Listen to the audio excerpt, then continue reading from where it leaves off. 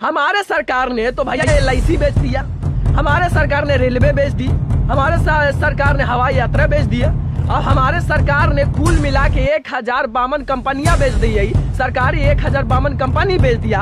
आप क्या किसानों को बेचोगे? आप क्या किसानों के निजीकरण करोगे? आप क्या कृषि क्षेत्र के निजीकरण करोगे? बताओ, मैं पूछना चाहता हूं तुम लोगों से, आप क्या किसानों के निजीकरण करोगे? तुम लोग कृषि क्षेत्र का निजीकरण करोगे तुम लोग? अबे समझ में नहीं आता बे गद्दार। अबे तो फिर तुम लोग क्यों बैठे हो सत्ता में? अबे तुम लोग राष्ट्रपति को भी निजीकरण कर दो ना, संसद को भी निजीकरण कर दो ना, तुम लोग संसद को भी तो निजीकरण कर दो बे। बड़े देशद्रोह गद्दार सरकार, अबे देशद्रोही। नमस्कार, प्रणाम, मैं ओके जी, आपका भाई फिर से एक बार आ गया। आज कुछ दलालों का पिछवाड़ा लाल करने वाले हैं। मालूम है कौन दलाल लोग हैं? किसानों का देशद्रोह बोल रहे हैं, किसानों का देशद्रोह बोल रहे हैं। उन दलालों को आज पिछवाड़ा में लाल करने वाला हूं। कुछ सरकार का दलाल लोग हैं जो किसानों का देशद्रोह बोल रहे हैं। अबे भड़वे, खुद को अंदर झांक कर देखना, समझ में आएगा कि असल में देशद्रोह साला तुम लोग हो। किसान तुम्हारा बाप का कमीनी नहीं मांग रहा है, किसान तुम्हारा बाप का कमीनी नहीं मांग रहा है, और सरकार का कमीनी नहीं मांग रहा है। वो किसान अपना अधिकार मांग रहा है। वो फसल तैयार करता है ना, उसका सही दाम मिलना चाहिए, ये किसान मांग रहा है।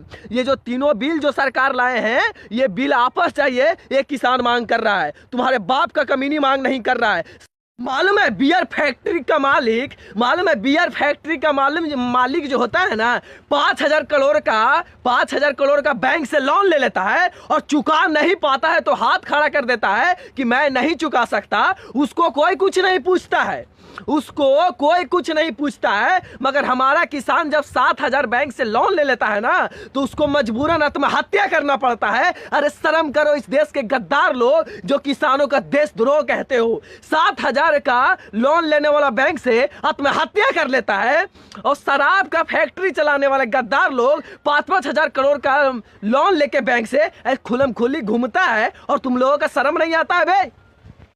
अब मैं ये तीनों काले कानून के बारे में बात करता हूं जो कि सरकार ने तीनों बिल को लाया है। वो पहला बिल क्या है? पहला बिल है कृषि उत्पाद वाणिज्य कानून। ये क्या है? इसमें सरकार का कहना है कि किसान कहीं भी अपना उपज ले आके बेच सकता है, यूपी या जहां चाहे वो ले आके बेच सकता है। तो भैया इसमें कौन सा सरकार नया काम कर दिया? मुझे कोई समझाए। ये तो पहले भी था ना, पहले भी किसान अगर चाहता तो यूपी बेच सकता था या कहीं भी जाके बेच सकता था। इसमें कोई सरकार कोई नया बदलाव नहीं किया। इसमें किसान चाहता तो कहीं भी ले के अपना फसल को बेच सकता था, मगर बेच नहीं पाता था किसान। बेच क्यों नहीं पाता था? क्योंकि जो किसान बैंक से 7,000 का लोन लिया है, उस किसान के पास औकात है कि यूपी जाके माल बेचे, यूपी जाके अपना धन अपना अनाज बेचे? उसके पास है ये क्षमता? नहीं। मगर फिर भी ये सरकार कानून लाया है, ये बड़े बड़े प्राइवेट कंपनियों के लिए, बड़े बड़े लोगों के लिए, कि गरीबों से सस्ता दाम में माल किनो और ले आके कहीं भी ले आके बेचो। आपको लगता है कि किसान लगता है, आपको लगता है कि किसान अपना माल दूसरे स्टेट में ले आके बेच सकता है? कभी नहीं बेच सकता। और पहले भी बेचने का अधिकार था मेरा भी। अगर मैं एक किसान हूं, अगर मेरा अनाज हुआ है तो मैं चाहूं तो किसी भी स्टेट में ले आके बेच सकता था। ये पहले भी अधिकार था, इस पर कोई रोक नहीं था।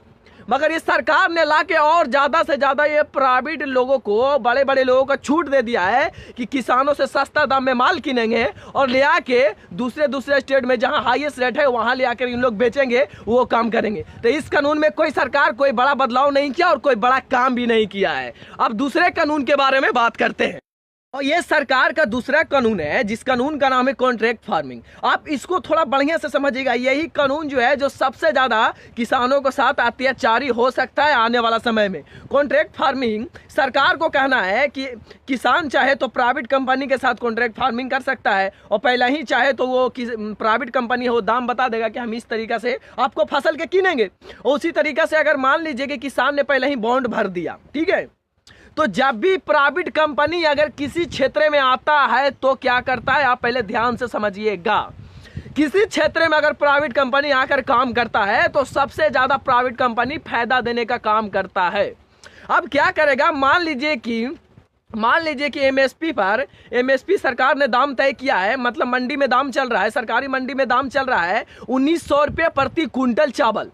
मान लीजिए 1900 रुपये प्रति कुंटल चावल, तो प्राइवेट कंपनी किसानों से कितना में किनेगा मालूम है? 1900 रुपये प्रति कुंटल चावल नहीं किनेगा, बल्कि किसानों से किनेगा 2300 रुपये प्रति कुंटल, 2400 रुपये प्रति कुंटल किसानों से किनेगा।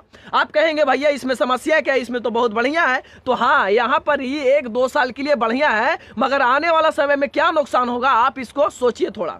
आने वाला समय में यह नुकसान होगा कि सरकारी मंडी में 1900 रुपये प्रति कुंटल चल रहा है और प्राइवेट कंपनी 2300 रुपये 2400 रुपये प्रति कुंटल दे रहा है। तो सारे किसान क्या करेगा कि प्राइवेट कंपनी से ही माल बेचना पसंद करेगा और सरकारी मंडी में कोई नहीं जाएगा। और जब सरकारी मंडी में कोई नहीं जाएगा तो सरकार आएगी इस पब्लिक को सामने और ये कहेगा कि अब तो कोई सरकारी मंडी में आता ही नहीं, इसलिए सरकारी मंडी को अब बंद कर देना चाहिए, क्योंकि सारे किसान अब प्राइवेट कंपनी से माल बेच रहे हैं और सरकारी गोदाम में यानी सरकारी मंडी में कोई आ ही नहीं रहा है, इसलिए सरकारी मंडी को बंद कर देना चाहिए। अब जब सरकारी मंडी बंद हो जाएगा तो अब किसान पूरी तरीका से प्राइवेट कंपनी पर ही फोकस करेंगे और पूरी तरीका से प्राइवेट कंपनी पर ही निर्भर हो जाएंगे। पूरी तरीका से किसान प्राइवेट कंपनी पर निर्भर हो जाएंगे और जब सरकारी मंडी बंद हो जाएगा तो किसानों का क्या दुर्दशा होने वाला है आप सुनिए। आप दुर्दशा यह होगा कि आप किसान तो अब सरकारी मंडी में जा नहीं सकता क्योंकि सरकारी मंडी बंद हो गया भैया, तो आप किसान पूरे तरीका से प्राइवेट कंपनी पर निर्भर हो गया। तो प्राइवेट कंपनी क्या काम करेगा कि अब जो 2300 प्रति कुंटल और 2400 प्रति कुंटल जो चावल ले रहा था, अब वही चावल लेगा 1100 रुपये प्रति कुंटल और 1200 रुपये प्रति कुंटल वो लेना स्टार्ट कर देगा। क्यों स्टार्ट करेगा? क्योंकि अब सरकारी मंडी तो बंद हो गया, अब किसान जाएगा कहां? अब जब भी जाएगा तो किसान प्राइवेट कंपनी से मजबूरी में बेचना पड़ेगा। 1100 रुपये और 1200 रुपये प्रति कुंटल किसानों को बेचना पड़ जाएगा, क्योंकि सरकारी मंडी तो बंद हो गया। अब सरकारी मंडी के पास जाएगा कहां? और ये सरकारी मंडी पक्का बंद होगा भैया। अब आप लोग कहेंगे कि ऐसा हो सकता है, इसका क्या गारंटी है? तो मैं आपका इसका पूरा गारंटी देता हूं ना भाई। आप थोड़ा देरी रुकिए ना, मेरे वीडियो को फुल देखिए, आपको मैं पूरा तरीका से समझाता हूं। आप लोग के मन में तो ये विचार चल रहा होगा कि ऐसा क्या गारंटी है कि सरकारी मंडी बंद ही हो जाएगा। तो होगा ना, जब प्राइवेट कंपनी से पूरा लोग किसान जब माल बेचने लगेंगे तो सरकारी मंडी में तो कोई जाएगा नहीं। अब सरकारी मंडी लॉस में रहना चाहेगा, सरकार लॉस में रहना चाहेगा, सरकारी मंडी में कोई नहीं जाएगा तो सरकारी मंडी झूठ के चलेगा। अब सरकारी मंडी को बंद ही कर देगा ना, और जब सरकारी मंडी बंद कर देगा तो पूरी तरीके से प्राइवेट कंपनी किसानों के साथ शोषण करेगा और उसको साथ अत्याचारी करने का काम करेगा। उदाहरण के लिए आप समझ जाइए जियो।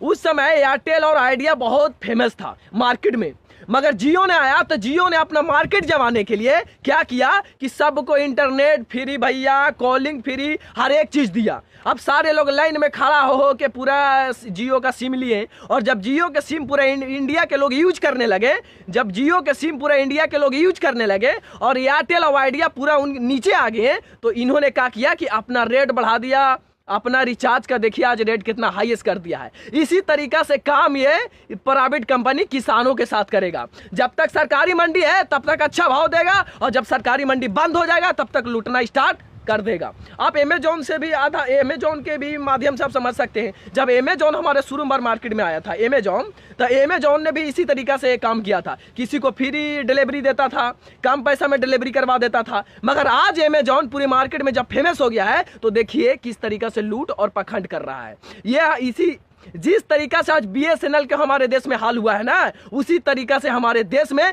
किसानों का हाल होगा अगर ये किसान बिल वापस नहीं लिया गया तो। सरकार का तीसरा काला कानून है वस्तु भंडारण अधिनियम। अब इस कानून में क्या है, इस कानून में क्या है भैया कि आप भंडारण करने का खूब छूट है। पहले भंडारण नहीं कर सकते थे, अगर ज्यादा भंडारण करते थे महंगाई चढ़ जाता था, तो वो जो भी लोग भंडारण किए हुए हैं, जो माल को एक्स्ट्रा रोक रखे हैं, उस पर सरकार का कंट्रोल हो जाता था।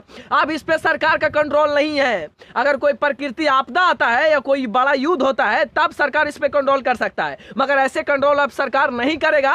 अब खुलम खुल्ली जितना हो सके प्राइवेट कंपनी भंडारण करेगा, और भंडारण करने का खुलम खुल्ली छूट, भंडारण करने का खुलम खुल्ली छूट हमारे भारत सरकार द्वारा दे दिया गया है। वस्तु भंडारण द्वारा छूट दे दिया गया है। आप थोड़ा सा सोचिए, आपके पास अगर माइंड होगा तो सोचिए भंडारण कौन कर सकता है? किसान जो फसल तैयार किया है, क्या वो किसान भंडारण कर सकता है? क्या वो फसल को स्टॉक करके रोक के रख सकता है? वो फसल के रोक के रखने के लिए उसके पास घर नहीं है भाई। आधारतर हमारे 75% किसानों के पास तो भाई रहने के तो घर ही नहीं है उसके पास। अच्छा से रहने का घर नहीं है। अब वो कहाँ से माल को स्टॉक करके रखेगा, कहाँ से रखेगा, भंडारण कहाँ से करेगा? वो भंडारण करने को तो उसको औकात नहीं है। अब क्या करेगा ये बड़े बड़े कंपनी लोग, ये बड़े बड़े कंपनी लोग क्या करेगा कि किसानों से कम रेट में फसल को किनेगा और उसको भंडारण करेगा, और जब मार्केट में रेट हाई हो जाएगा तब उस माल को धीरे धीरे ला के और उस मार्केट में माल को बेचना स्टार्ट करेगा। उदाहरण के लिए आपको एक और इसमें इसको डीपली मैं आपको समझाने का प्रयास करता हूं कि आप इसको बढ़िया तरीके से आप समझ पाए। जैसे कि मान लीजिए कि किसानों ने आलू पैदा किया। अब आलू पैदा किया तो क्या किसान भंडारण कर सकता है? किसान क्या उस माल को स्टॉक करके रख सकता है? किसान क्या वो माल का रोक कर रख सकता है? नहीं रख सकता है, क्योंकि उसको पास अगला फसल भी उगाना है भैया। और उसको घर में बरसात में पानी चूता है, घर में पानी चूता है बरसात में, वो कहां से भंडारण कर पाएगा? अब वो तो भंडारण करेगा नहीं। अब वो क्या करेगा कि प्राइवेट कंपनी से बेचारा बेच देगा, अब लोगों से बेचेगा। अब बड़े बड़े कंपनी आके अब किसानों से क्या करेंगे कि मान लीजिए 5 रुपए किलो 10 रुपए किलो आलू लेंगे, और आलू लेला के बाद क्या करेंगे कि बड़े बड़े कंपनी इसको भंडारण करेंगे, इसको माल को स्टॉक करके रोक लेंगे। और रोक लेंगे, जब मार्केट में दाम चढ़ जाएगा तो वही 10 रुपए किलो जो आलू लिए थे ये बड़े बड़े प्राइवेट कंपनी उसको 60 रुपए किलो आलू 50 रुपए किलो आलू मार्केट में बेचेंगे। इस तरीका से हमारे किसानों का हाल होने वाला है, समझिए। आपको लगता है कि कोई किसान भंडारण कर सकता है? सोचिए, थोड़ा मानसिकता है आपको अंदर तो, और किसानों को विरोध करते हो बे? समझ में नहीं आता तुम लोगों के क्या? किसान भंडारण कर सकता है? कभी नहीं कर सकता भैया, क्योंकि किसानों कोई बड़ा आदमी नहीं है। वो दूसरा फसल उगाएगा कि भंडारण करेगा? वो यार वो भंडारण करेगा? बरसात में उसको घर से पानी चूता है, वो कहां से भंडारण करेगा? बड़े बड़े कंपनी 10 रुपए किलो किलेंगे आलू और फिर उसको करेंगे भंडारण, और जब मार्केट में रेट बढ़ जाएंगे तो बेचेंगे 60-80 रुपए किलो आलू। समझ में आया? इस तरीका से होने वाला है भैया हमारे देश में, समझो कि नहीं? हमारे सरकार ने तो भैया LIC बेच दिया, हमारे सरकार ने रेलवे बेच दी, हमारे सरकार ने हवाई यात्रा बेच दिया, और हमारे सरकार ने कुल मिला के 1052 कंपनियां बेच दी है। सरकारी 1052 कंपनी बेच दिया। आप क्या किसानों को बेचोगे? आप क्या किसानों के निजीकरण करोगे? आपका कृषि क्षेत्र के निजीकरण करोगे? बताओ, मैं पूछना चाहता हूं तुम लोगों से, आप क्या किसानों के निजीकरण करोगे? तुम लोग कृषि क्षेत्र का निजीकरण करोगे तुम लोग? अबे समझ में नहीं आता बे गद्दार। अबे तो फिर तुम लोग क्यों बैठे हो सत्ता में? अबे तुम लोग राष्ट्रपति को भी निजीकरण कर दो ना, संसद को भी निजीकरण कर दो ना, तुम लोग संसद को भी तो निजीकरण कर दो बे, बड़े देशद्रोह गद्दार सरकार, अबे देशद्रोही। और ये तो एक किसानों के बारे में एक छोटा सा वीडियो है।